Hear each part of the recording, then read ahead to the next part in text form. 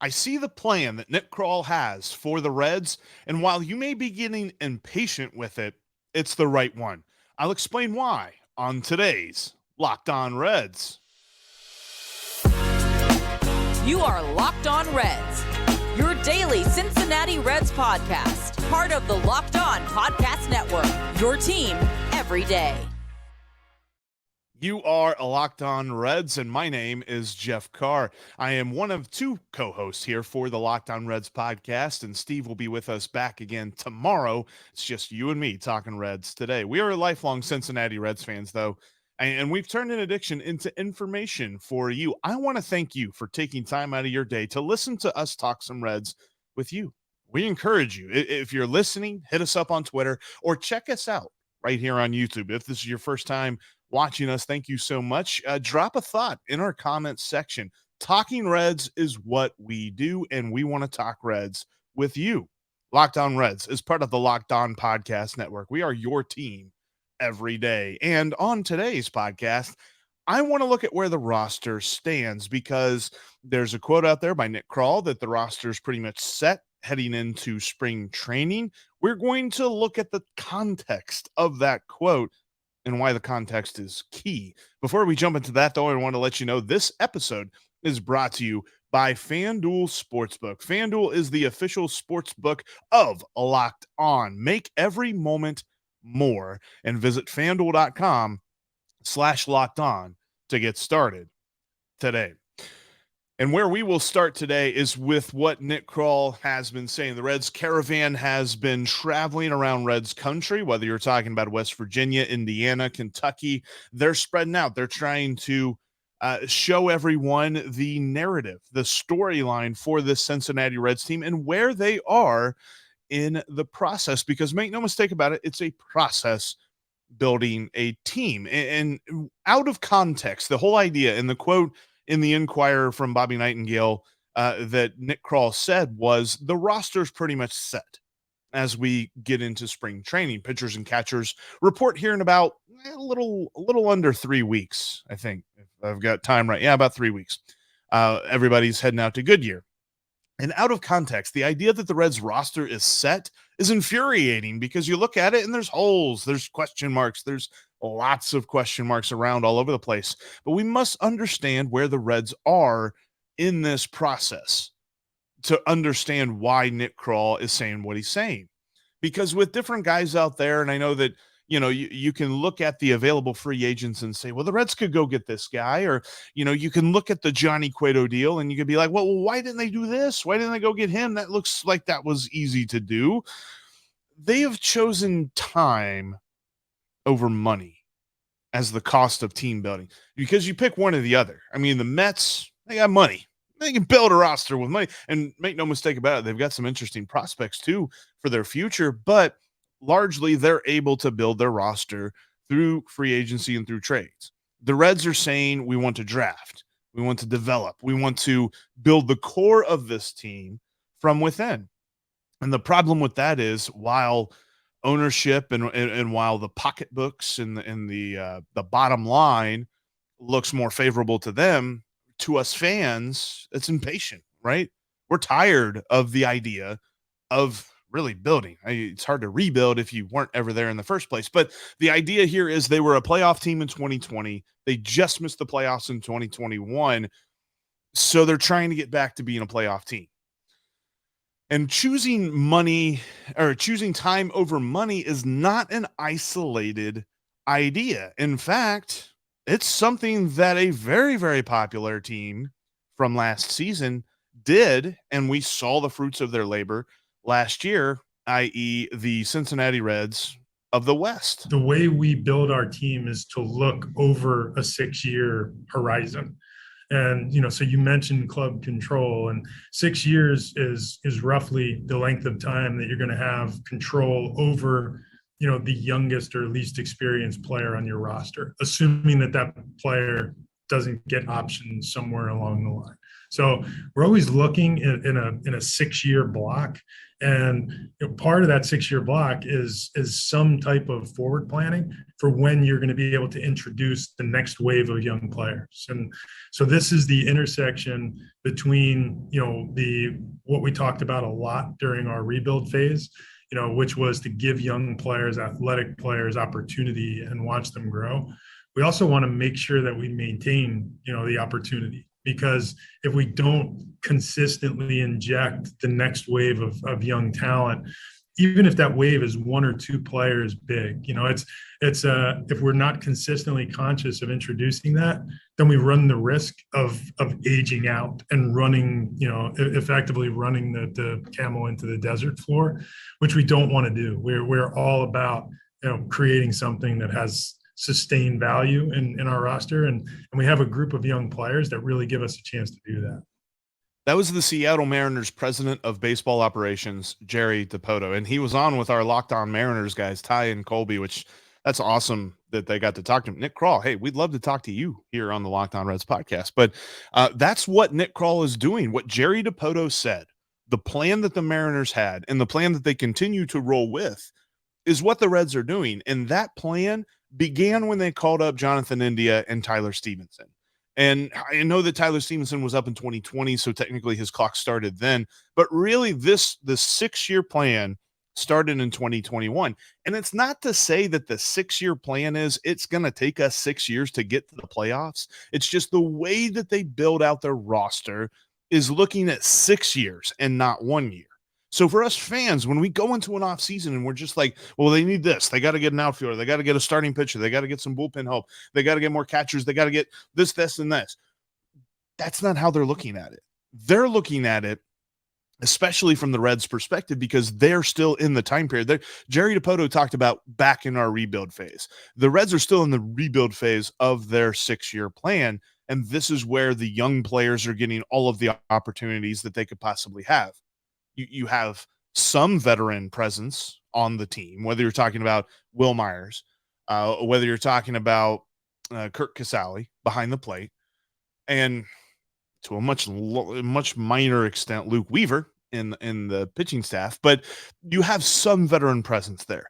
But for the most part, you're focused on getting your young guys up, getting your young guys opportunities, getting your rookies the ability to play.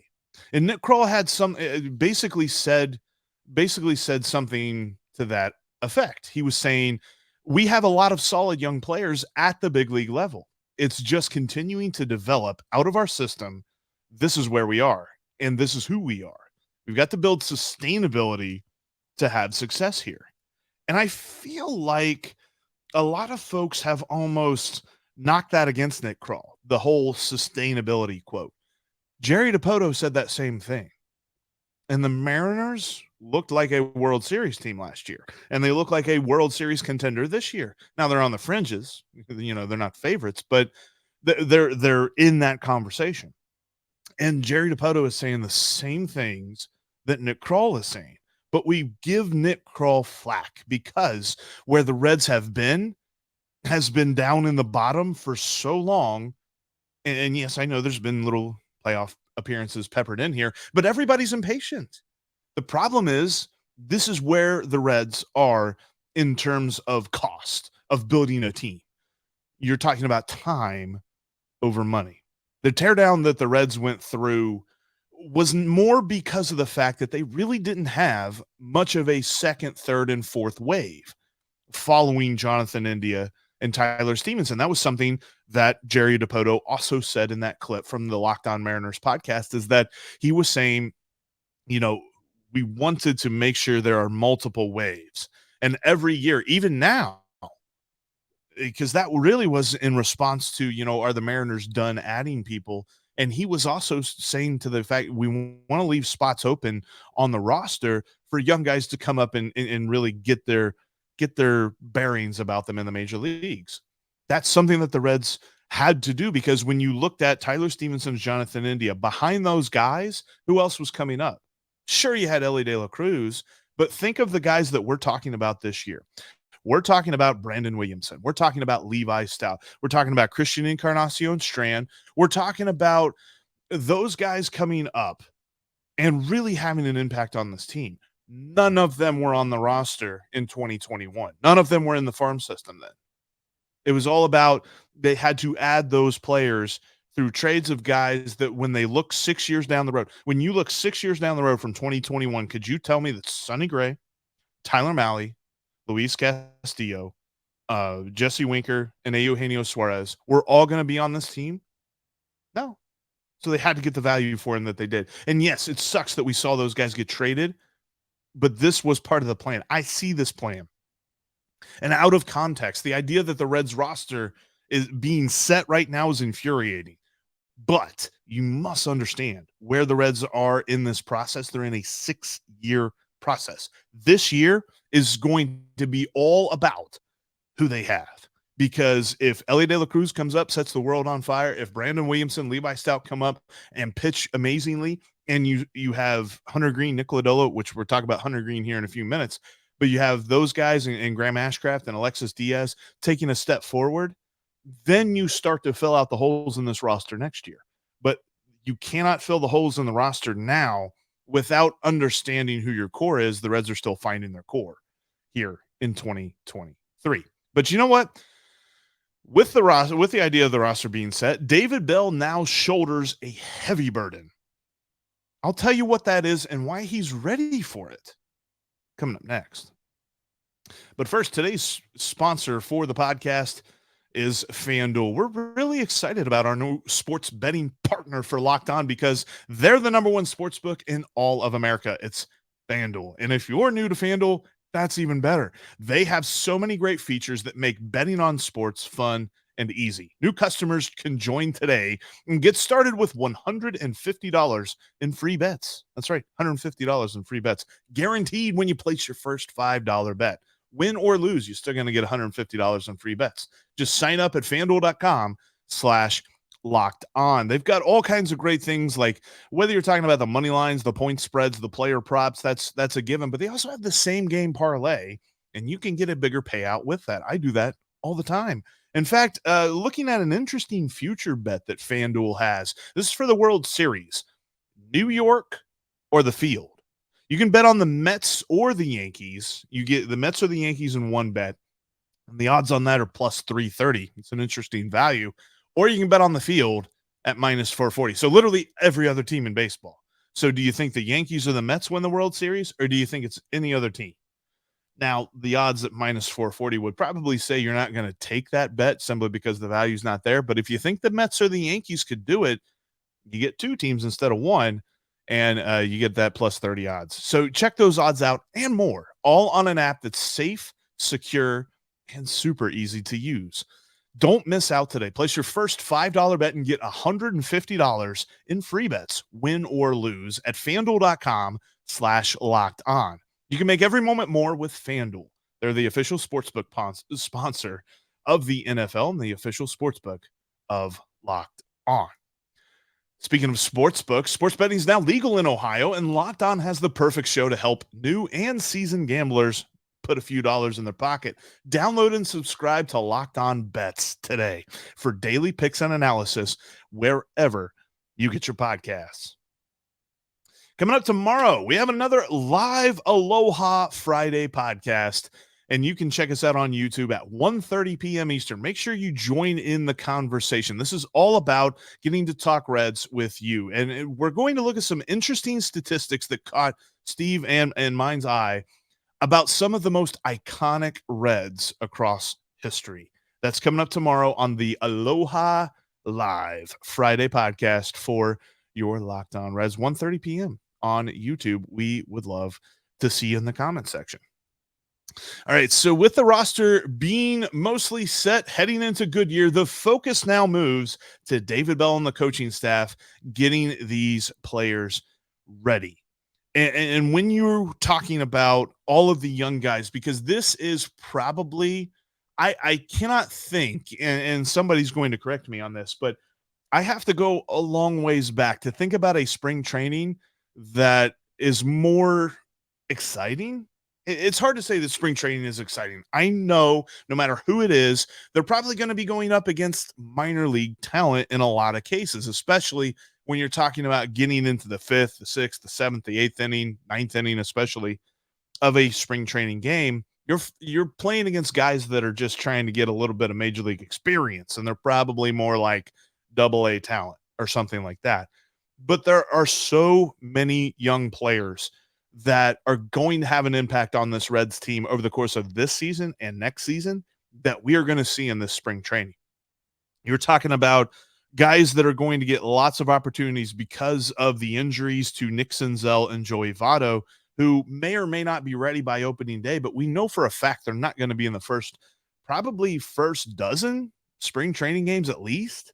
So you're not going to see those guys in the lineup. So you're going to see Tyler Stephenson at first. You're going to see Kurt Casale and Luke Maile catching. You're going to see probably, some different guys in the outfit, maybe Matt McLean in center field. But the idea is these guys have to be ready. And David Bell understands that because last year it was not great. And he even said that, he even had that as a quote on the Reds Caravan. David Bell said this: "We have a lot of work to do in spring training. We want opening day to feel like mid-season. It's always important to get off to a good start, but I think for us, what we went through last year, it's even more important." Bravo, David Bell, for reading the room, because Lord knows Reds country cannot go through another 3-22 start. I can't do it. You can't do it. Nobody wants to do that. David Bell, the players, nobody wants to see that. Nobody wants to see the Reds, honestly, throughout David Bell's tenure, have not been great starters. Usually their first month of the season, they're limping into action. They're like, all right, the little engine that could before it could, trying to get rolling. They've got to be ready to roll on opening day. And sure, there were a couple of injuries that really messed with them last year to begin the season. And that is why the Reds overhauled the training staff in the way that they have, because it kind of felt like that, yes, the lockout affected that, but the way that spring training unraveled for this team just absolutely messed up the roster from the word go. So they've really got to get going. And the most important thing, at least from our perspective, because when we're watching spring training as fans, it's easy to watch. I remember a few years ago whenever Amir Garrett struck out every batter he faced, and it's really easy to say, okay, here we go. We got the best reliever in baseball. Let's go. No, don't look at the stats. Look at the injury reports. Look at the guys who maybe they're dealing with something. Maybe they're day-to-day on something. Are they already dealing with injury problems? Because this is when they're supposed to be the most fresh and also getting into the groove of things. Just like David Bell said, they want to be in mid-season form on opening day. David Bell also had this to say when he looked, we love the challenge of it, talking about, spring training. "I love going into spring training knowing we have to outwork everyone. We have to do everything as great as we can to get off to a good start. Last year, as much as guys tried to become a team, there was so much change. We didn't become a team until a month or two into the season. Our players tried, our coaches tried, but it just didn't happen. Looking back, it's something we learned from. We're going to make that a priority. We have to find a way to become a team in spring training and take that into the season."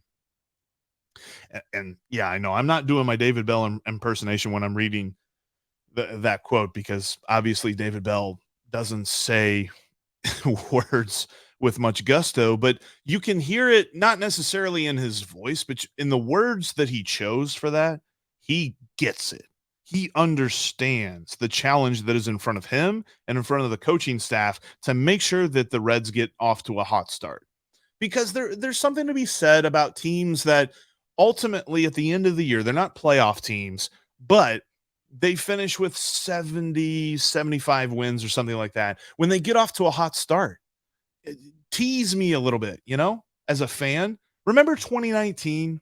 2019 was a tease because in June, the Reds were pretty good. June and July, they were sweeping the Astros, and it looked like for a second they can make some noise and, hashtag sneak on in. They didn't. but it was at least fun. Give us some fun. Last year, there was no fun because they started off 3-22. They started off so far out of it that, yes, they fed that stupid PowerPoint presentation that Phil Castellini had for the Rosie Reds. They fed the whole mantra of, yeah, we're out of it by opening day. Don't be out of it by opening day. No matter what Phil is paying for the roster, come out and just light the world on fire. And, they've got a nice opportunity to do that. They've got opening day and the opening series against the Pirates. Just get ready for that series and come out guns blazing against the team that, the Pirates could be very interesting this year. I keep saying this, and I think that it's going to surprise some people that aren't saying it right now, but the Pirates are going to be interesting. If the Reds can be more interesting, at least early on, maybe we can start talking about that 75 wins that I think that they will have. And people are going to be like, you know what, Jeff, I think you're right. Because right now y'all thinking I'm crazy, and I get it. I understand it, but still, David Bell gets it, because with the roster being mostly set heading into Goodyear, the focus moves to David Bell and the coaching staff getting these players ready. He understands that challenge, and I'm very happy that he understands it. But when it comes to the players, we talked about the front office, we talked about Nick Krall, talked about David Bell. When it comes to the roster, when it comes to these players, there's one player on the roster that is the X factor in all of this. I'll tell you who and why coming up next.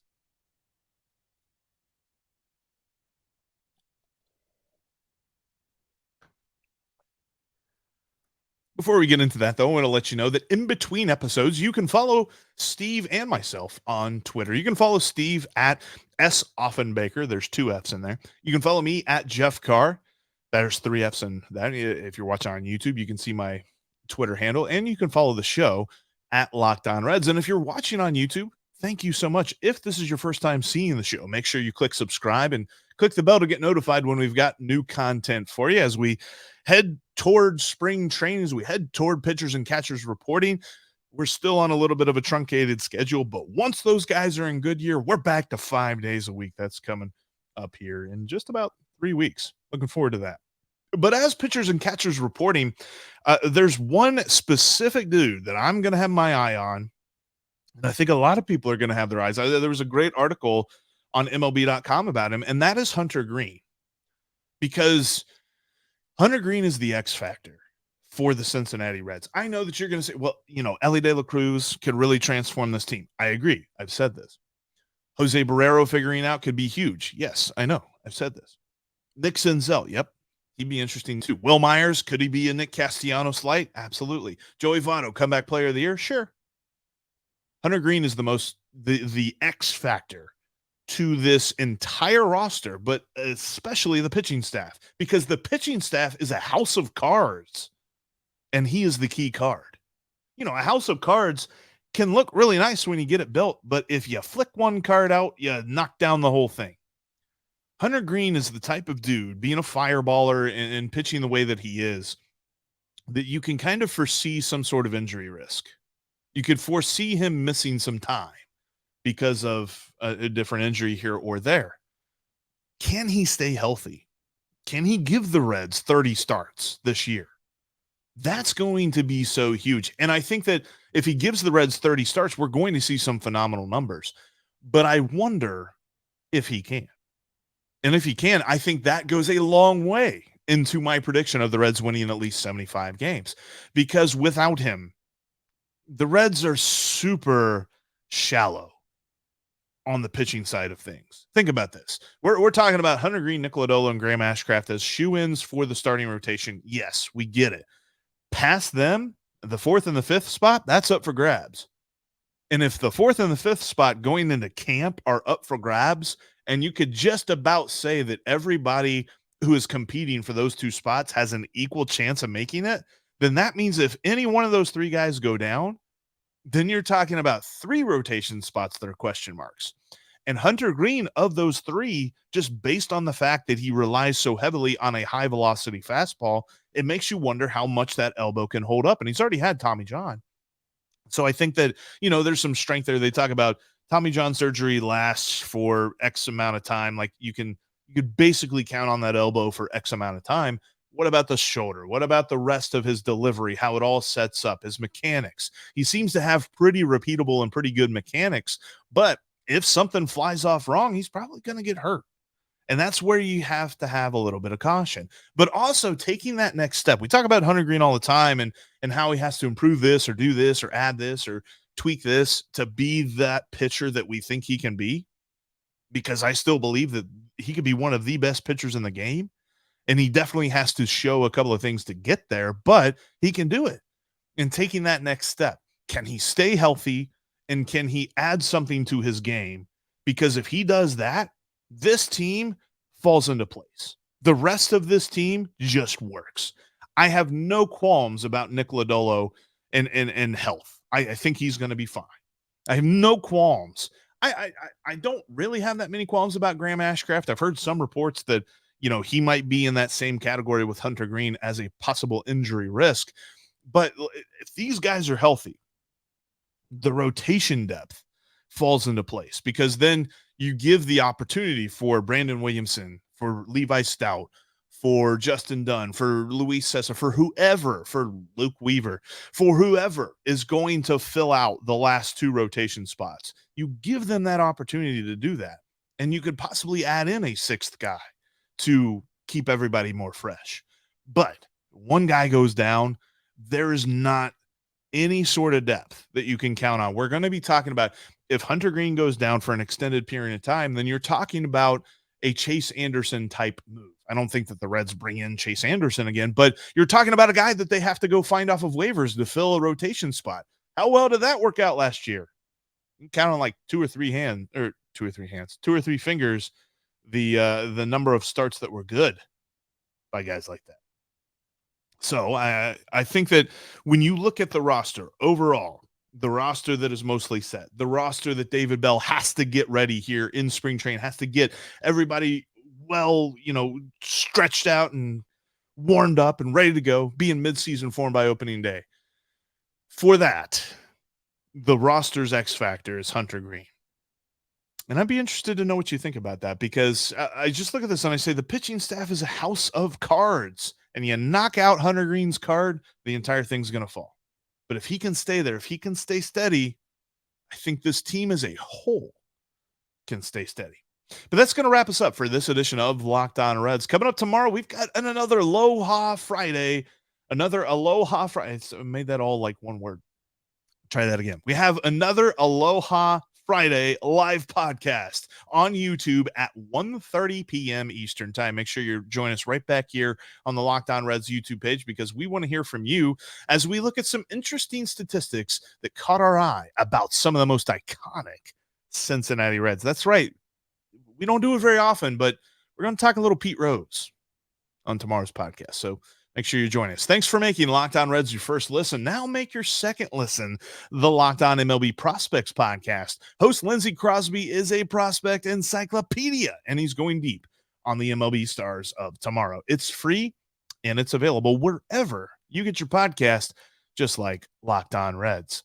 As we head toward pitchers and catchers reporting, you can bet that we will be Locked On Reds every single day.